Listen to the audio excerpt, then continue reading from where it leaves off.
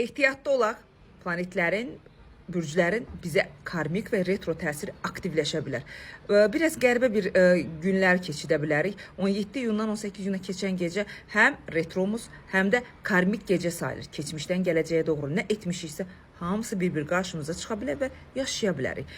5 bürcə daha ciddi bir şəkildə təsir eləyəcək. Mars və Ketu planeti aktivləşdiyi üçün, Ketu'da şir bürcünə keçid elədiyi üçün, Ketu ən alovlu, ən dərinliyə aparan, gizlətməyi, saxlamağı sevən, şir isə önə çıxmaq, parlaqlıq, gözə girmək, egoistlik, mənciliyi sevən bir bürcü olduğu üçün biraz təzad yaradacaq və insanlara ciddi, bürclərə ciddi bir təsirləri ola bilər. Xərçənglər məqsəd qoymaq zamanıdır, planlarınızı həyata keçirmək üçün bütün məqsədlərinizi zaman çərçivəsində doğru məntiq olaraq hərəkət etdirməlisiniz və önə çıxmalısınız.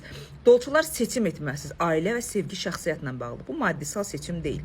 Nə istədiyiniz və kimin yanında olmağınızı, kimdən nə gözlədiyinizi danışıq olaraq, hərəkət olaraq bildirməlisiniz.